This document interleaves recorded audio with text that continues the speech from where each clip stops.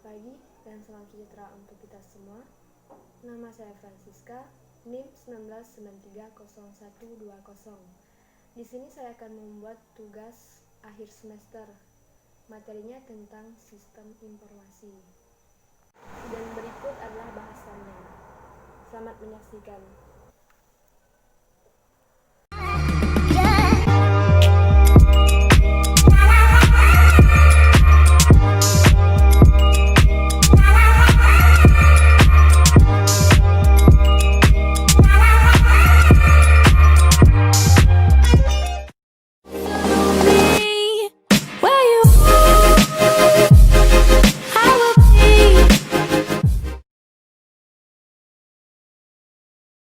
Sistem informasi terdiri dari dua kata, yaitu sistem dan informasi.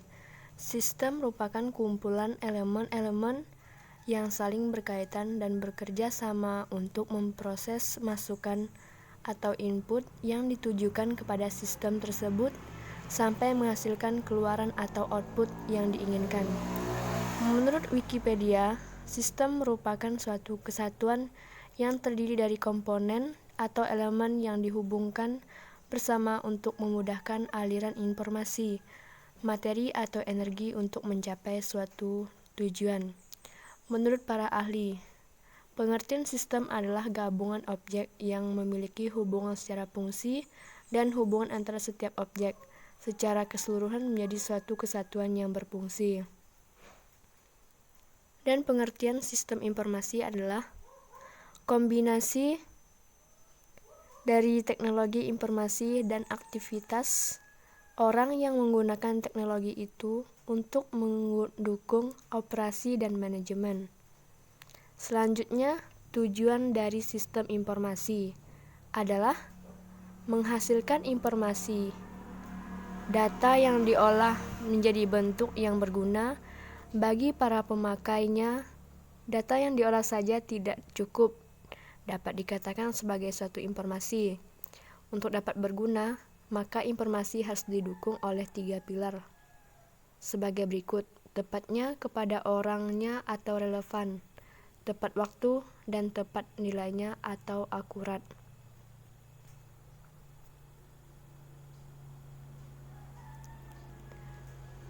Manfaat sistem informasi.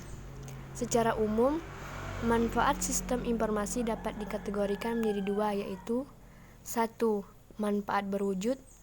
Sistem informasi yang baik dapat digunakan tidak hanya untuk penyimpanan data secara elektronik saja, tetapi harus mampu mendukung proses analisis yang diperlukan oleh manajemen. 2. Manajemen tak berwujud. Sistem informasi seringkali menjadi titik kritis pada proses bisnis sebuah perusahaan. Karena sifatnya tidak berwujud, aspek-aspek ini seringkali diabaikan. Contohnya seperti peningkatan kepuasan konsumen, peningkatan kepuasan karyawan, peningkatan mutu dan jumlah informasi, dan peningkatan mutu dan jumlah keputusan manajemen. Dan yang terakhir ada jenis sistem informasi. 1. Sistem informasi manajemen. Jenis sistem informasi yang pertama adalah SIM, Sistem Informasi Manajemen. Sesuai dengan namanya, sistem ini menyasar untuk kegiatan manajerial, yang termasuk ke dalam manajerial adalah setiap orang yang memiliki kedudukan dalam organisasi dan pekerjaan yang memiliki tanggung jawab untuk manajemen pada suatu divisi atau bagian dalam perusahaan. Fungsi sistem informasi manajemen ini seperti monitoring kinerja karyawan, memberikan penilaian karyawan, menerima laporan dari karyawan, melaksanakan fungsi pengawasan terhadap karyawan, memberikan masukan kepada direksi, dan masih banyak lagi. 2. Sistem informasi akuntansi. Jenis yang kedua adalah sistem informasi akuntansi atau disebut SIA. SIA merupakan implementasi sistem informasi yang berhubungan dengan sistem akuntansi dari suatu organisasi atau perusahaan. Akuntansi memiliki fungsi untuk melihat kondisi keuangan suatu organisasi, apakah surplus atau minus. Dengan adanya sistem informasi akuntansi ini akan membantu tugas seorang akuntan untuk melakukan audit kondisi keuangan perusahaan, menampilkan data-data pemasukan dan pengeluaran, melihat keuntungan dan kerugian bisnis, merapikan pencatatan pelaporan keuangan, dan masih banyak lagi. 3. Sistem informasi keuangan. Sistem informasi keuangan merupakan sistem yang berada di bawah manajemen dengan fungsi untuk mengatur keuangan perusahaan. Sistem informasi keuangan ini nantinya akan terintegrasi dengan sistem informasi akuntansi untuk masalah pencocokan datanya. Ada beberapa alasan penting kenapa harus mengimplementasikan sistem informasi keuangan dalam bisnis.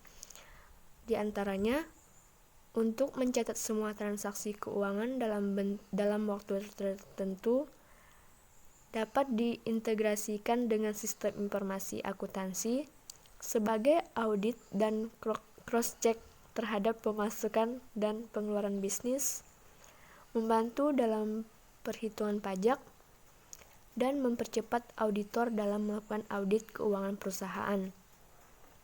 4. Sistem informasi manufaktur. Untuk bisnis Anda yang bergerak dalam bidang manufaktur atau produksi, memiliki sistem informasi manajemen ini adalah hal yang wajib.